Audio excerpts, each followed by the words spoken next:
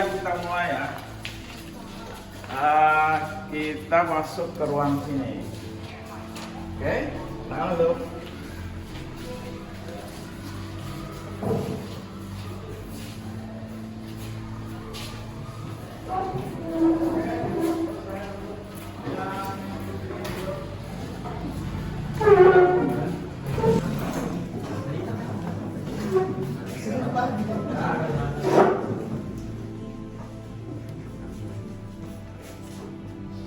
Ron, Assalamualaikum warahmatullahi wabarakatuh.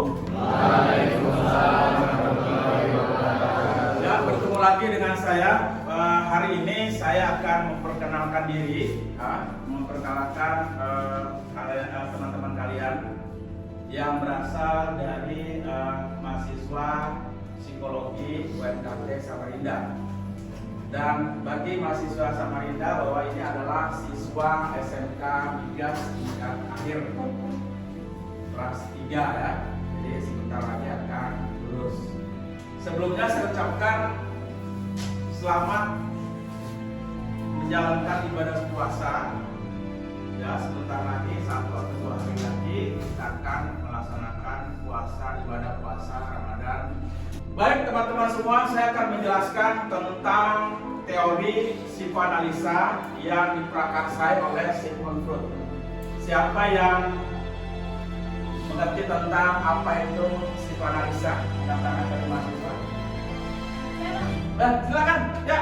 Jadi psikoanalisa adalah salah satu teori yang dikemukakan oleh tokoh psikolog yang bernama Sigmund Freud.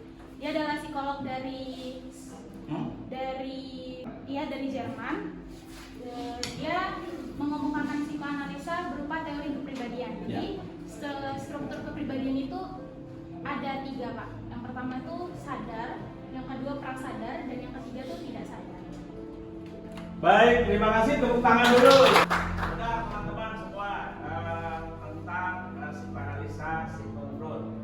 Kemudian Sigmund Freud itu juga membahas tentang tafsir mimpi. Sebenarnya Sigmund Freud ini adalah seorang dokter ya, dokter di Jerman, dokter ahli jiwa ya, yang sebenarnya juga dia memiliki keluarga yang amburadul karena dia seorang ateis. Nah untuk itu kita akan mempraktekkan bagaimana teori itu dibentuk gitu. Pertama ego dan super ego. Nah, apa sih artinya ego dan super ego ini? Siapa yang tahu, mahasiswa? Atau barangkali ada siswa kita yang tahu? Silakan, bro. Jawab. Ya. Masih bingung ya? Nah, dari mahasiswa kita, jadi yang disebut tadi adalah kebutuhan manusia, kebutuhan dasar ya. Kebutuhan dasar terhadap jiwanya sendiri atau badannya sendiri, jasmania, biologis. Kemudian ego itu perasaan seseorang, ego itu apa yang dia maui gitu ya, apa yang dia sukai, itu namanya ego. Kemudian super ego itulah benteng pertahanan atau katakanlah polisinya pikiran kita sendiri. Artinya ketika ada ego itu dikontrol oleh super ego dan seterusnya. Siapa bisa menambahkan? Silakan dari mahasiswa yang ujung barangkali. Itu harus tercapai. Sedangkan ego itu yang dimana kita harus, dia punya keinginan yang nggak bisa dikontrol sama diri dia sendiri. Yang kayak sebenarnya dia ingin sesuatu, ingin HP, tapi nggak dikasih, itu dia harus mendapatkan itu. Sedangkan super ego itu sebagai seperti penengah dari id sama id. Baik, terima kasih. Bisa dipraktekkan nggak Mbak? Id yang Mbak katakan tadi sama saya, ego dan super ego. Misalnya di antara kita nih, yang namanya id itu apa, ego itu apa, pada aplikasi keseharian kita. Ya silakan. Gimana nih contohnya? Jadi contohnya seperti ini, Pak. Coba yang berdiri aja, berdiri dulu. Ya, silakan. Mungkin dari dipraktekkan teman-teman kita dari Oke, jadi saya ambil contoh dari 3 orang ya, Pak. Ya. Ada satunya yang egonya tidak terbentuk baik. Yang berdiri. Namanya siapa? Dio. Jadi saya buat skenario ya, Pak. Dio ya. Jadi Dio ini besar dari keluarga yang otoriter atau demokratis. Jadi ibaratnya dia punya pendirian yang baik lah tentang norma-norma sosialnya dia. Jadi dia hidup dengan peraturan. Nah, pada saat Bapak menjelaskan, ipnya dia ini berkata kalau misalkan dia lapar, mungkin dia berangkat belum sarapan. Nah, jadi Dio ini merasa, aduh aku lapar nih. Ipnya udah ngasih sinyal nih ke dirinya dia, Dio kamu lapar, kamu butuh makan. Nah, terus si egonya ini ada di barat ini kayak alat untuk mendorong Dio mewujudkan kelaparannya dia. Jadi kalau misalkan dia lapar, egonya yang mewujudkan, aku harus makan supaya lapar ini berhenti. Nah, super egonya seperti yang Bapak bilang tadi, itu seperti polisi pikiran manusia. Nah, misalkan karena tadi Dio ini latar belakang keluarga yang otoriter dan demokratis, jadi dia punya pendirian terhadap norma. Posisinya lagi kelas, Bapak lagi menjelaskan, kan nggak mungkin dia tiba-tiba nyari makanan keluar. Jadi si Dio memilih untuk ya udah tahan dulu ya It, lapar dulu.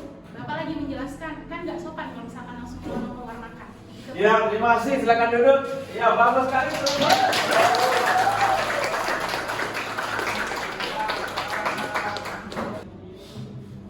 Baik, teman-teman semua, saya akan lanjutkan tentang teori psikoanalisa Sigmund Freud, ya.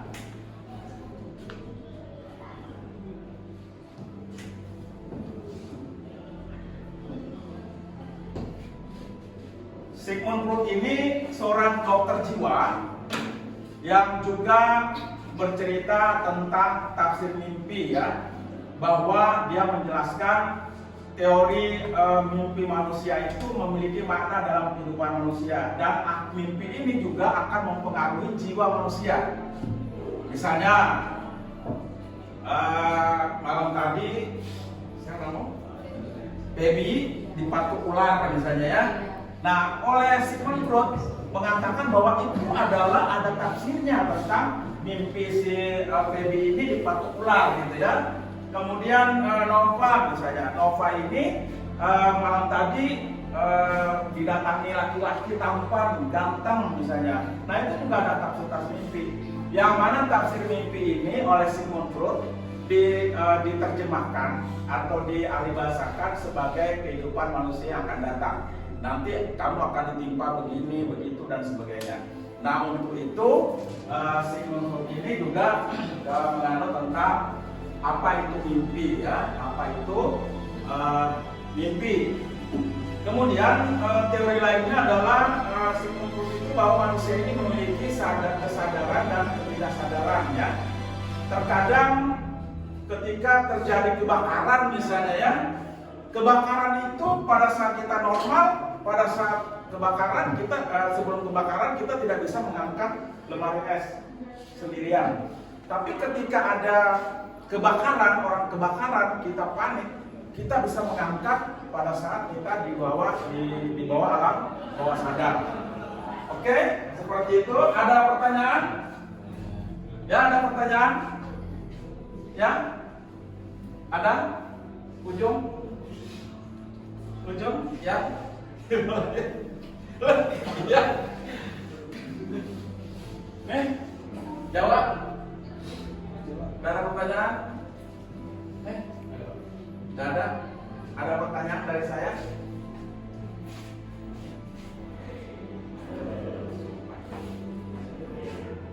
Pak, Ya, saya. kalau yang seperti itu semuanya seperti apa, Pak? Ya, baik.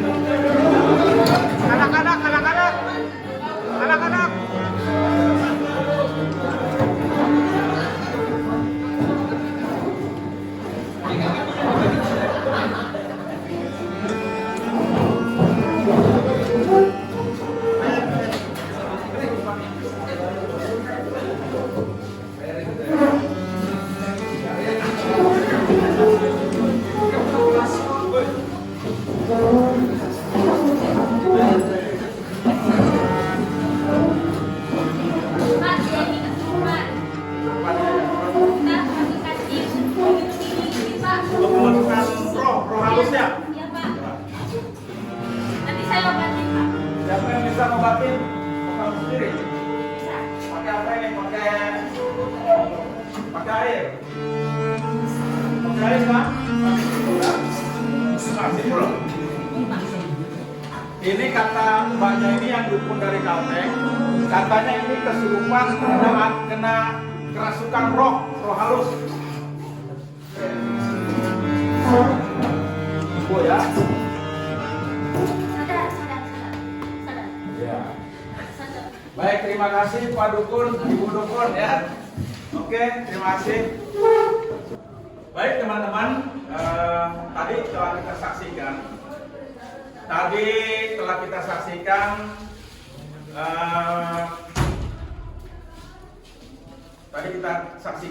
Ada teman kalian yang tiba-tiba kesurupan di sini.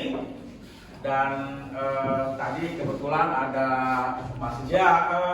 sahabat kita ini dari Ampak, Kalimantan Tengah, Novaryani, yang mengetahui tentang sedikit tentang arti kesurupan menurut adat istiadat Dayak apa kamu? Iya, Dayak Manyan ya. Di sini ada Dayak Ngaju, ada Dayak Manyan. Nah, itu adalah tinjauan kesurupan menurut budaya ya. Menurut budaya itu bermacam-macam. Ada yang mengatakan bahwa kesurupan itu adalah adanya gampiran buaya putih, misalnya nenek moyang. Adanya roh gaib yang merasuki tubuh dan pikiran orang yang mengalami kesurupan itu. Kemudian ada yang mengatakan masuknya siluman ular, ya, kayak itu tadi yang masnya yang kesurupan tadi seperti ular melewat gitu dan dia tidak sadar begitu ya. Nah, ada yang menyatakan bahwa dia kesurupan atau kemasukan bangsa gaib ya, bangsa jin di dalam rohnya gitu ya, sehingga dia mengalami mengalami yang ketidaksadaran tadi sesuai dengan teorinya Sigmund Freud. Ada pertanyaan dari sini, silakan sebelum kita tutup. Ada jawab?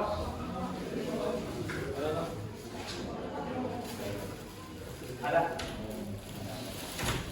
Baik, nampaknya kita sudah selesai ya materi kita tentang teori psikoanalisanya Sigmund Freud pada hari ini, tanggal 10 Maret 2024 pada hari ini.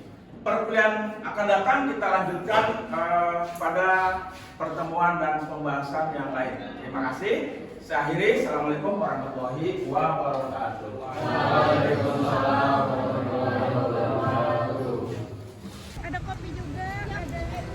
Kami mau ke pindah tempat. Kami berada di Pondok Pesantren Subul Salam, mengantisipasi dan meneliti tentang adanya fenomena kesurupan. Beberapa tahun yang lalu, sekitar tahun 2011, di sini terdapat asumsi bahwa pondok pesantren ini memiliki tempat pelabuhan jin atau pasar jin yang ada di dapur. Namun setelah di dapur itu saat ini sudah tidak lagi berfungsi layak dan di situ ditutup. Dan kami akan menggali informasi terkait masalah kesurupan santri-santri di pondok pesantren ini. Saudara, kita berada di lokasi di mana teori Sigmund Freud itu adalah sadar dan ketidaksadaran.